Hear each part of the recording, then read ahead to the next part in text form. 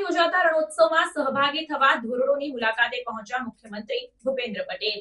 મુખ્યમંત્રી ભૂપેન્દ્ર પટેલ કચ્છના સફેદ રણમાં વડાપ્રધાન નરેન્દ્રભાઈ મોદીની પ્રેરણાથી પ્રતિ વર્ષ યોજાતા રણોત્સવમાં સહભાગી થવા ધોરડોની મુલાકાતે છે।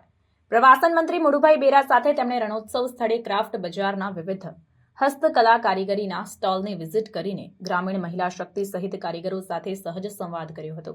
મુખ્યમંત્રી રણોત્સવ માણવા આવેલા અન્ય પ્રવાસીઓને પણ મળ્યા હતા અને સુવિધાઓ અંગે વિગતો જાણી હતી।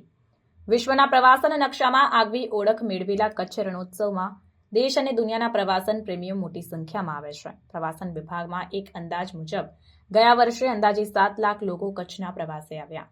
મુખ્યમંત્રી ભૂપેન્દ્ર પટેલે કહ્યું કે આ પ્રવાસીઓને દર વર્ષે નવી સુવિધા આપવાનો રાજ્ય સરકારનો અભિગમ છે।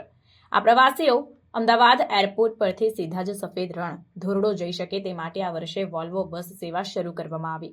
એટલું જ નહીં, માતાના મઢ, કાળો ડુંગર, નારાયણ સરોવર, માંડવી જેવા અન્ય સ્થળોની પણ મુલાકાત લઈ શકાય તે માટે તેને જોડતી બસ સેવાઓ ધોરડોથી શરૂ કરીને સમગ્રતયા રણ પ્રવાસન સર્કિટ આવનારા સમયમાં બનાવવાની રાજ્ય સરકારની નેમ છે।